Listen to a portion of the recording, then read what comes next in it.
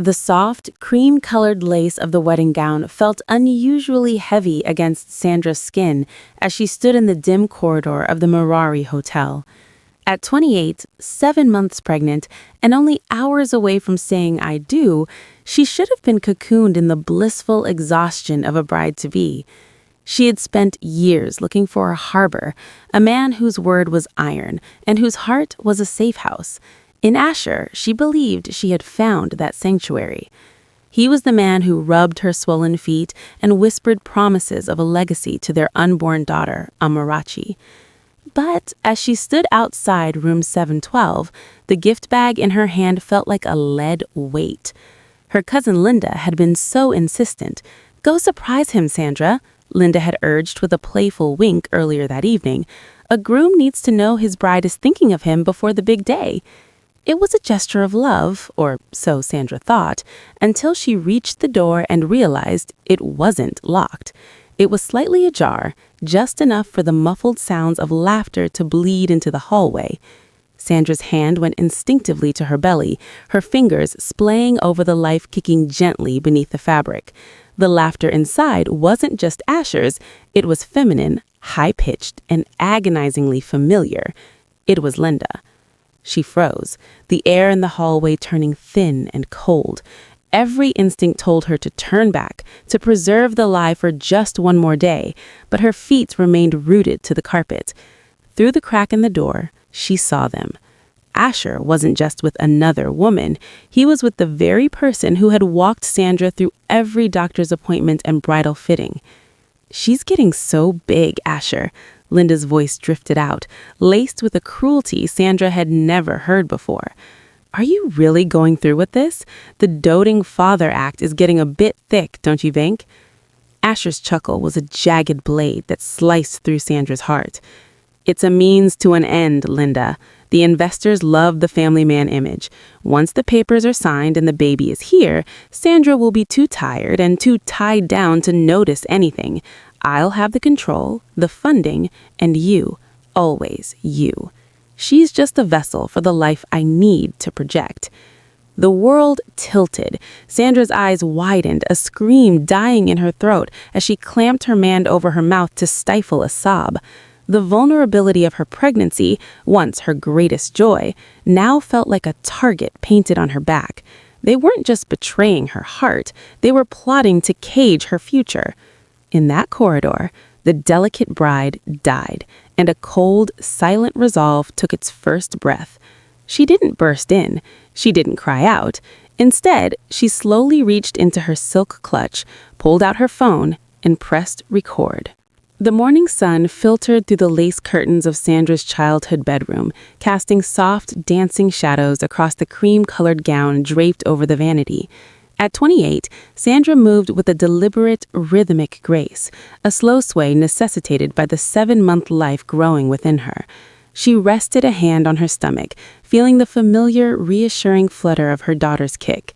For Sandra, this pregnancy wasn't just a physical change, it was a promise of a future she had spent years praying for.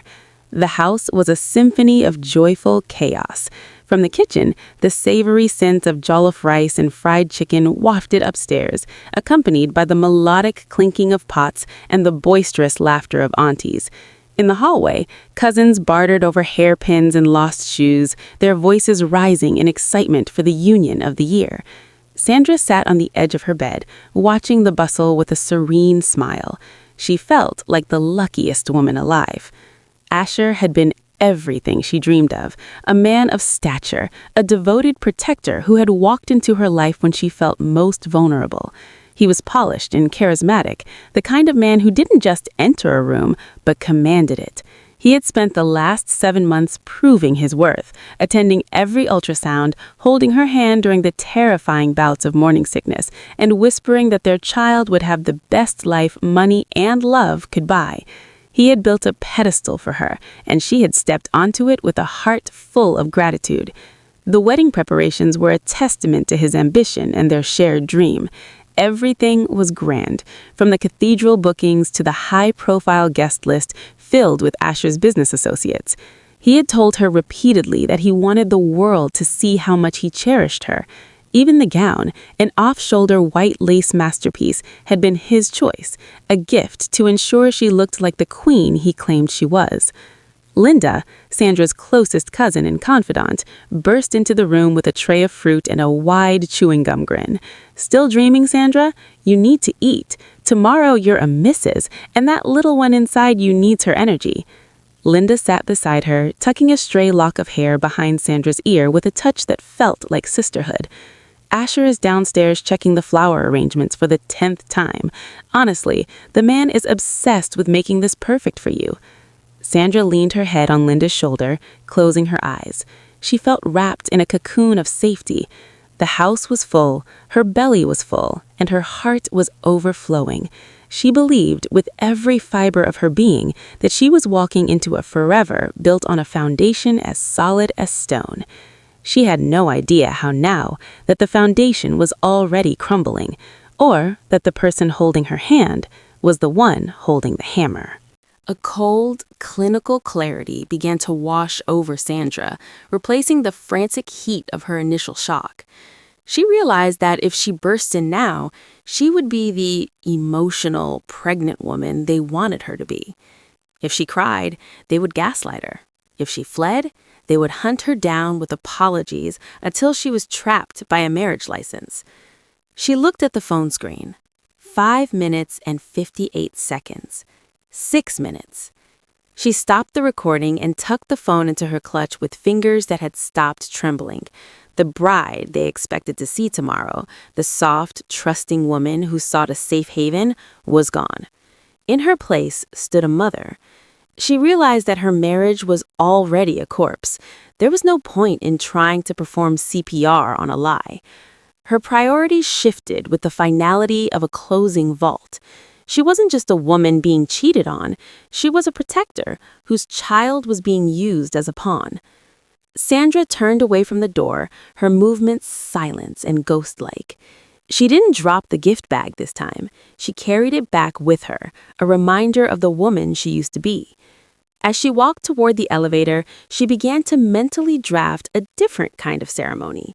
Asher wanted a show for his investors and his ego. She would give him a show, but it wouldn't be the one he had rehearsed. The morning of the wedding arrived with a deceptive brilliance, the sun spilling gold over a household that pulsed with the frantic energy of celebration.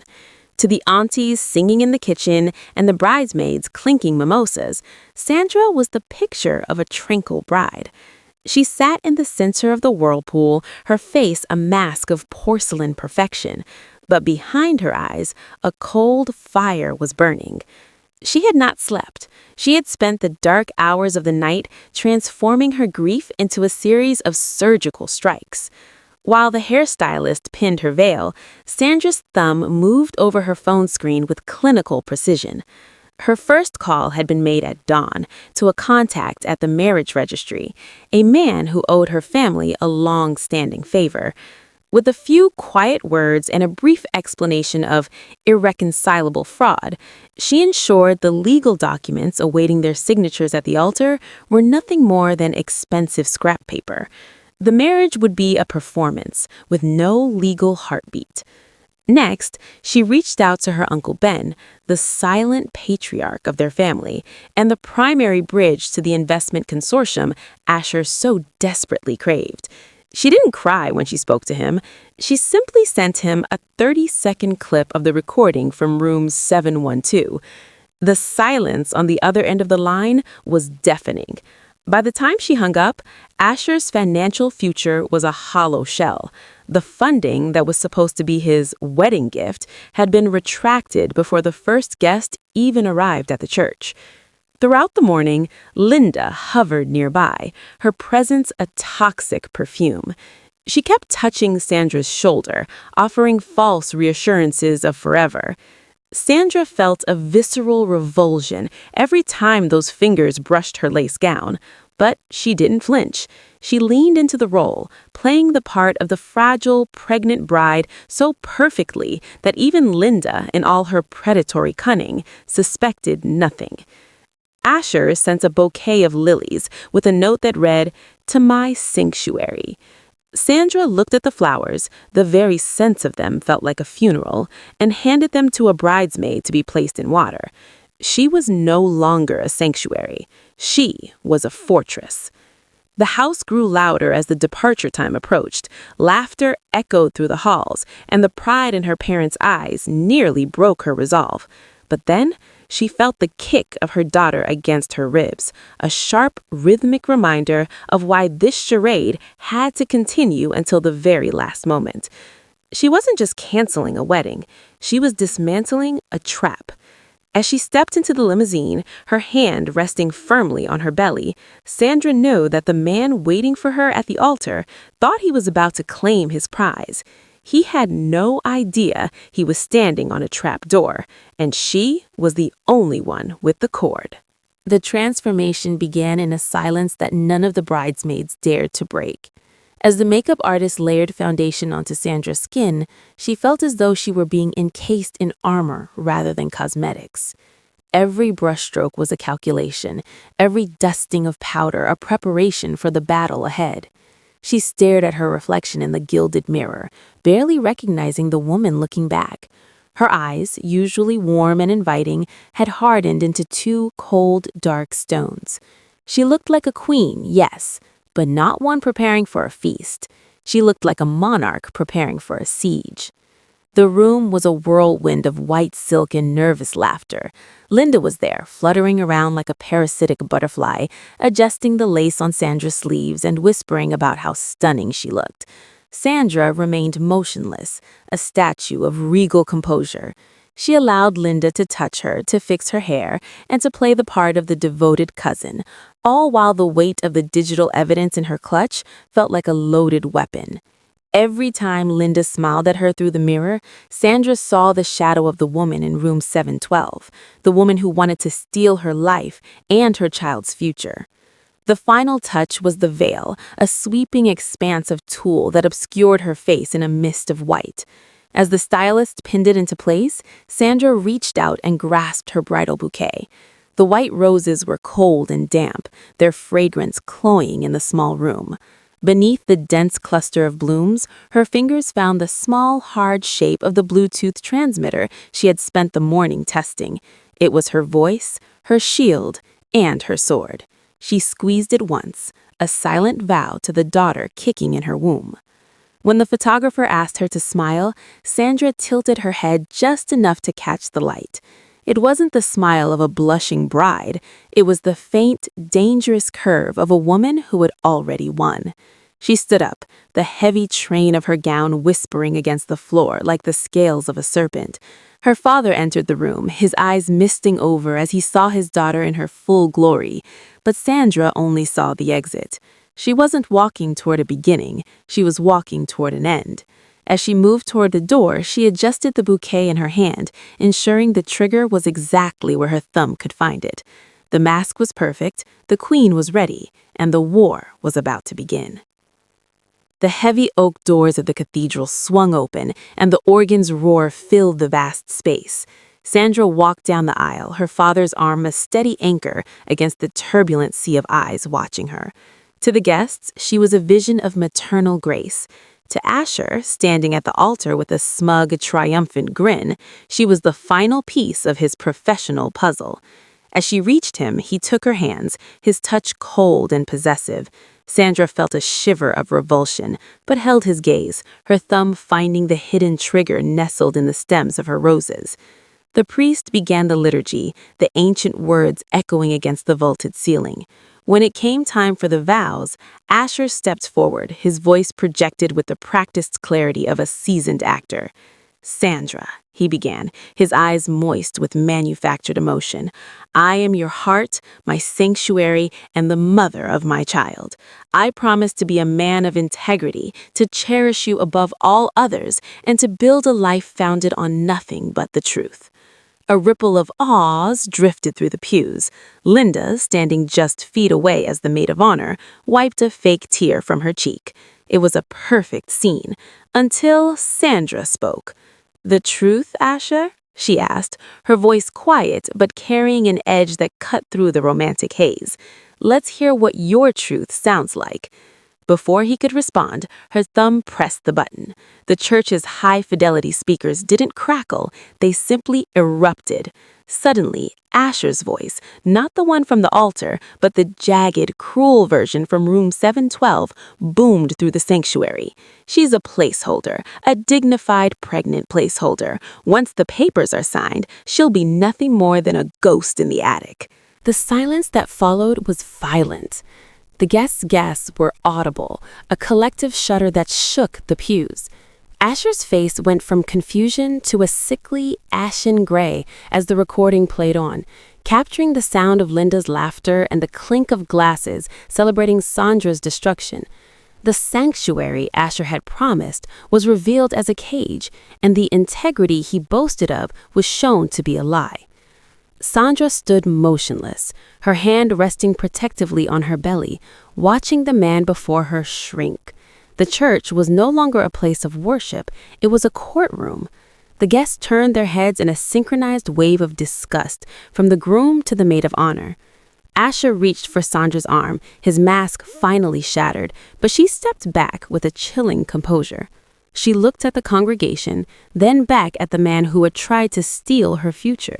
The evidence was undeniable. The shame was public, and for the first time in 24 hours, Sandra felt she could finally breathe. The recording faded into a static silence that felt heavier than the audio itself. In the wake of the truth, the cathedral was transformed. It was no longer a place of holy union, but a site of profound wreckage. Sandra turned slowly toward Linda. Her cousin, the woman she'd shared her childhood secrets with, was trembling, her hands fluttering uselessly against the silk of her bridesmaid dress. "Blood is supposed to be thicker than water, Linda," Sandra said, her voice amplified by the microphone she had pulled from the flowers. The guests leaned forward, the air thick with the scent of lilies and the sharp tang of scandal. "You sat at my table, you rubbed my belly, and you felt my daughter kick, all while plotting to turn me into a ghost. You didn't just betray me, you betrayed our family." A harsh cry erupted from the front pew, Sandra's mother, her face buried in her hands, while her father stood, his eyes fixed on Linda with a gaze that could have leveled mountains. Linda tried to speak, a frantic "Sandra, please," catching in her throat, but Sandra simply raised a hand. The time for lies had expired at room 712. Sandra turned back to Asher. He looked pathetic now, his polished exterior cracked to reveal the hollow man beneath. He reached out, a desperate attempt to grasp her hand, but Sandra recoiled as if his touch were venomous. With a steady hand, she reached down and slid the massive diamond ring from her finger. The light caught the stone one last time before she held it out over the marble floor. "You said you wanted a family man image for your investors, Asher," she said, her voice ringing with a newfound power. "But you forgot that a house built on lies has no foundation." She let the ring drop. The sound of the metal hitting the stone was sharp, a final punctuation mark to their history. "I am not a placeholder. I am not a vessel for your ambition, and I am certainly not your wife." She looked at the priest, then at the stunned congregation. A serene, terrifyingly beautiful smile touched her lips. "I didn't come here today to be your bride, Asher. I came here to be a bride to my own freedom." She turned her back on them both, the lover who was a stranger and the sister who was a thief. As she began her walk back down the aisle, her hand resting protectively on Amarachi, she didn't look back. She didn't need to. Behind her lay the ruins of a life she had outgrown. Ahead of her lay the sun, streaming through the open doors, calling her toward a world where she would never have to hide her strength again. The fallout was instantaneous and absolute, a digital and financial wildfire that spared no corner of Asher's meticulously crafted life. By the time Sandra reached the sanctuary's exit, the recording of the altar confrontation had already hit the internet, filmed by a dozen stunned guests who had intended to capture a wedding, but instead documented a funeral for a reputation. The video moved with an aggressive speed, trending across every major platform under the tag, "The Bride Who Walked." Asher stood paralyzed at the altar, the silence of the church replaced by the aggressive pinging of his phone. It began with his chief operating officer.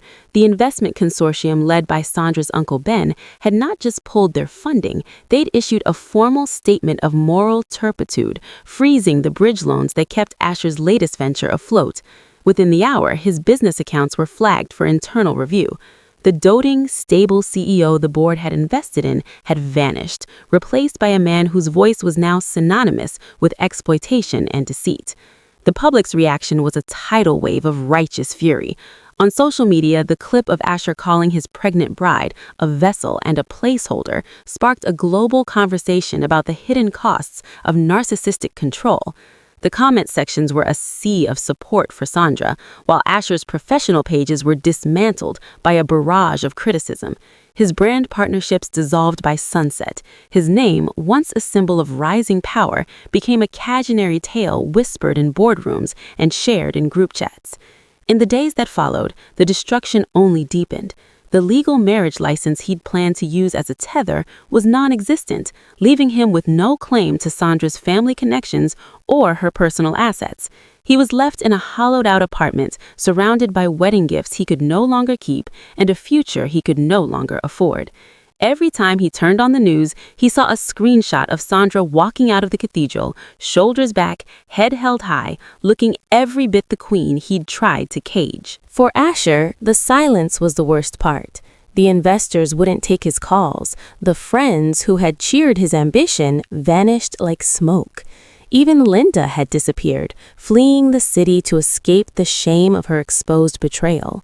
He had sought to build a kingdom on a foundation of sand, and as the tide of Sandra's truth came rushing in, he was left with nothing but the bitter salt of his own hubris. His reputation wasn't just burned, it was cauterized, leaving a scar that ensured he would never be trusted with a woman's heart or a company's future again. 2 months after the cathedral doors swung shut behind her, the rain began to fall over the city, washing away the last lingering dust of the life Sandra had once known. In the quiet of a hospital room, the air thick with the scent of antiseptic and new beginnings, a sharp, defiant cry broke the silence. Amarachi had arrived. As the nurses placed the warm, squirming weight of her daughter against her chest, Sandra felt a surge of love so fierce it felt like a physical shield. The name, meaning God's grace, was no longer just a choice. It was a testament to the fact that they had both survived the storm. Life in the aftermath of the wedding that never was did not remain small or quiet. What had started as a viral moment of revenge transformed into a global movement of reclamation. Sandra launched The Bride Who Walked, a digital sanctuary and foundation dedicated to women who had been gaslit, betrayed, and treated as placeholders in their own lives. She didn't write with bitterness, but with the cold, clear authority of a survivor. Her blog became a lighthouse for thousands, turning the shame of a public breakup into a badge of courage. Her home, once filled with the toxic influence of Linda's false whispers, was now a fortress of genuine peace. Her mother rubbed her back during the long nights of nursing, and her father, who once walked her toward a trap, now sat on the floor teaching Amarachi how to grasp at the air. There was no room for ghosts in this house.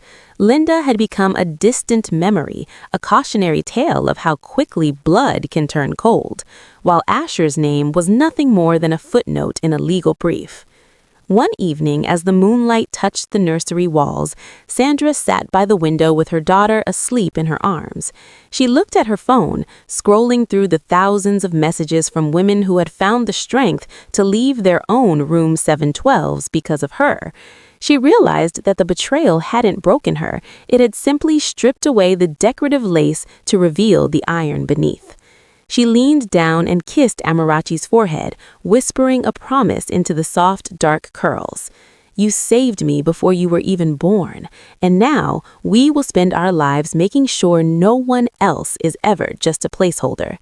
The story of the pregnant bride was no longer about the man who failed her, but about the woman who chose herself.